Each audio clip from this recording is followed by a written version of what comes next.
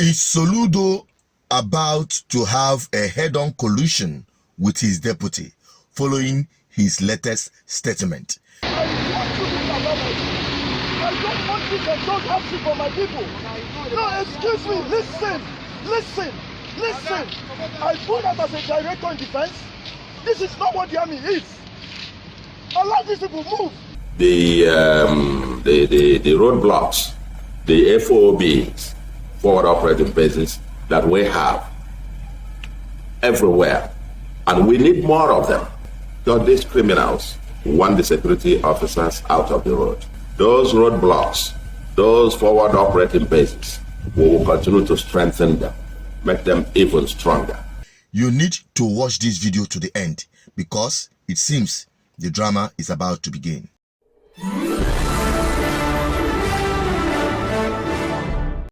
This is BVI Channel 1, where we tell you undiluted truth, where we see beyond the nose, beyond the ordinary, the body language and the outcome that is about to explode.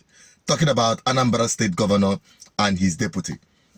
You guys remember the video that went viral about a week ago, a couple of days, where the deputy governor confronted the army checkpoint, where they are blocking road and making lives unbearable for the people. I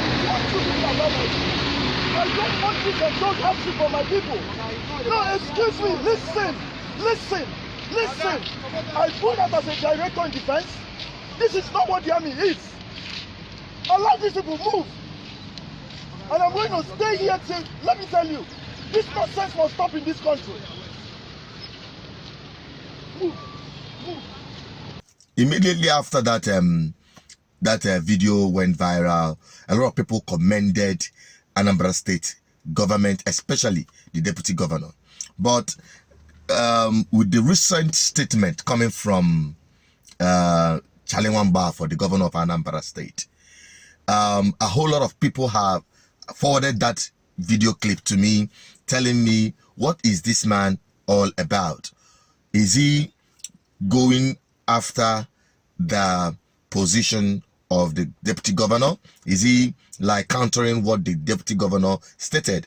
There is confusion, and I want you to listen to the clip just briefly, okay? Then when I come back, we'll dissect it quickly.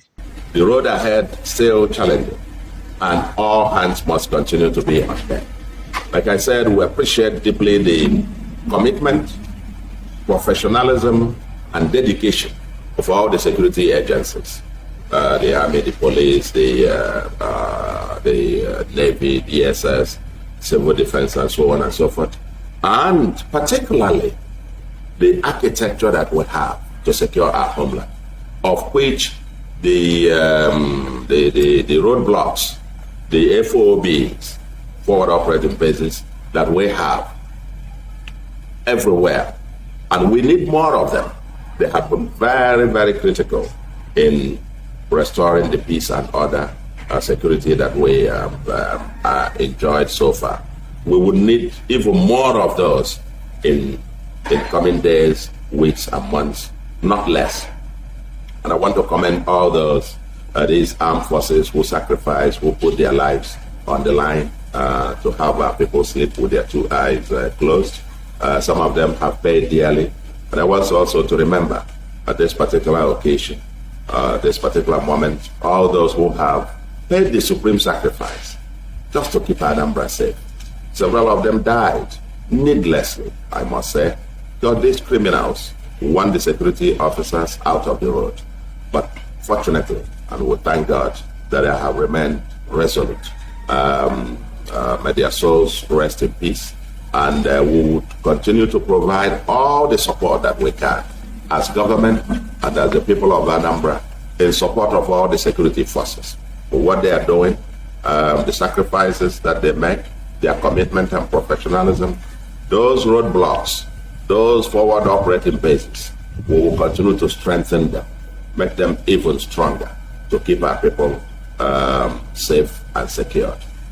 It's not normal to have in normal circumstances, you wouldn't need these roadblocks, and so on and so forth.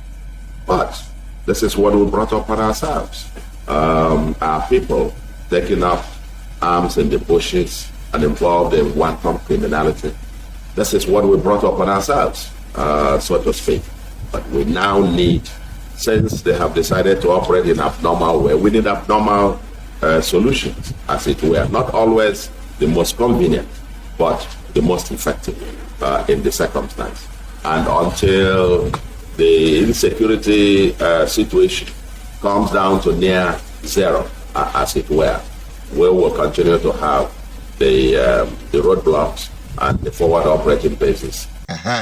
You heard that. That's just the clip. If you want to watch the entire address, you can visit BVI Channel 1 Plus on YouTube. We have our channel BVI Channel 1 Plus where we publish all of those things as it be without my analysis there. Now, from that statement and from what happened, some mischievous people who wants to catch into it to cause confusion, and some sincere people as well who are concerned about the position of Soludo countering his deputy, the action of his deputy, which a lot of people applauded.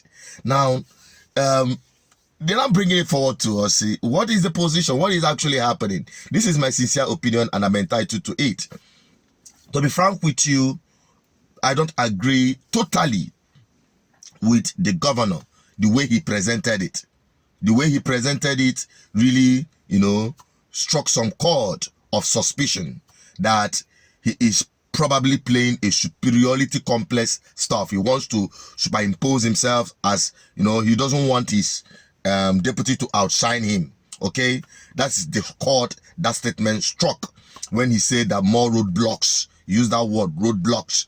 I'm looking at it from the perspective that if he actually meant checkpoints is okay, but roadblock, they totally do two different things. And what is happening in checkpoints and what is happening at roadblocks, they are quite two different things.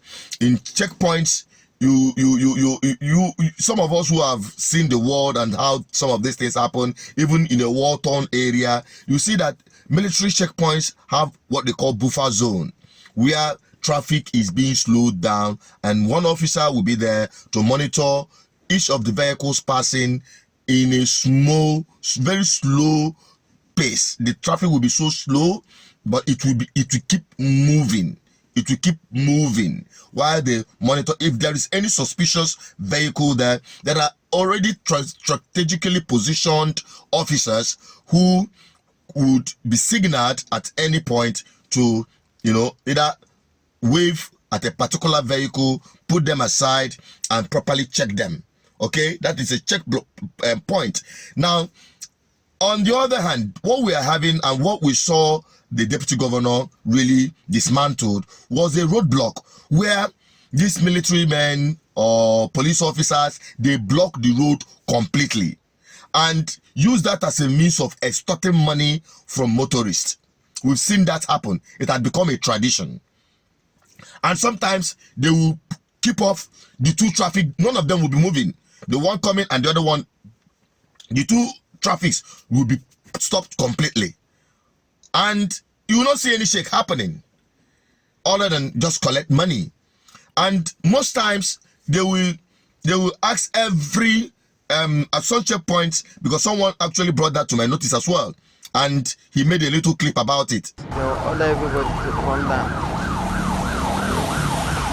and use leg to cross the road.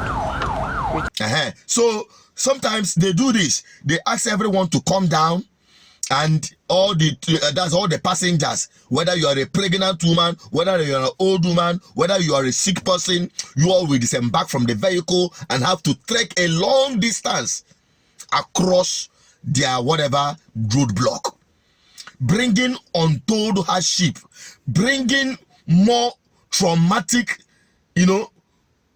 depression on the people that are already traumatized by bad governance and insecurity. Some people will begin to wonder if they are now receiving punishment for the insecurity of that is caused by criminals.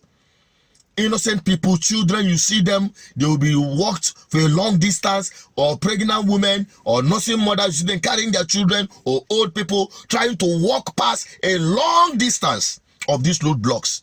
I think that is what should be discouraged, irrespective of any security challenges we are facing. You don't have to punish the people because of insecurity. No, it doesn't work that way.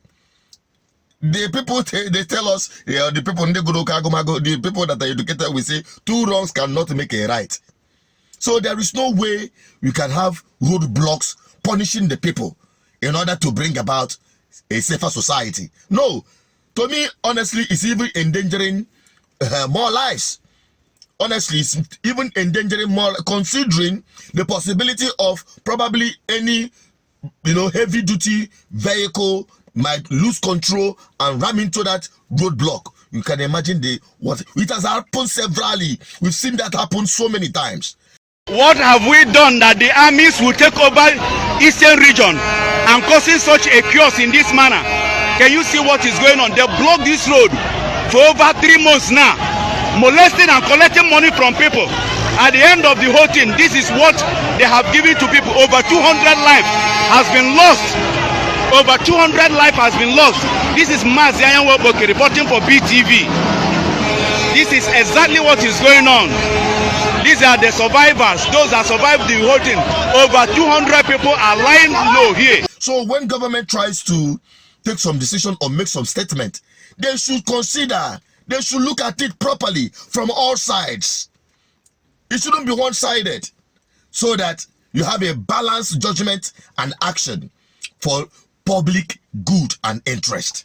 That is my position. I will always stand for public interest, and I believe as Saleman Bafo and his advisors are watching these videos, they will be able to have a rethink, because some people have already started saying, nah, this man is working against his deputy. I think they are not meeting up. I think this man trying to suppress his deputy so that his deputy will not outshine him. Those people, I have already started hearing it, and sometimes you may not have heard. I'm telling you, this is what the people are saying. And some people even around you, but this whole thing will always come, as Liana Baba, will always find a way to avoid you. But me, I will bring it directly to you so that you know what is happening. So I don't think that that should be the point of concentration when it comes to security situation. In Anambra State, it is improving. I applaud the government of Anambra State, particularly the way they are handling security matters in Anambra State, unlike we've seen in some other states like Ebonyi State and the Imo State, the way it was handled. Okay, now the only thing I'm trying to encourage both the government and the people to see themselves as partners in progress. And I want to tell Saleman Bafo that this government is not all about himself, but all about the people. You cannot lead without followers.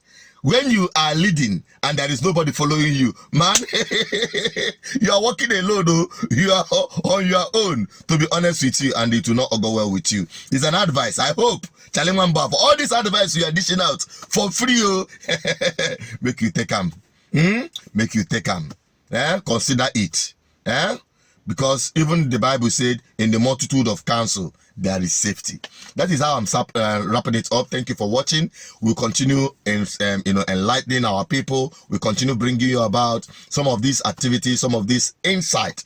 And by the time we come to next year, I will tell you we are already set to engage everyone in our interactive section live on matters arising, political review, and many other programs, even psychological program, which we are bringing a psychologist to start talking to our people, because and we're serious mental health challenge in Anibo and across board where we reside. So we need to engage all around so as to make our homeland better. That is our primary objective, and we are committed to it. I'm signing out, the advocate for good governance, speaking the truth without fear. Please continue to subscribe, like, and share. Drop your comments. I want to have your opinion on this. Stay safe. Bye-bye for now.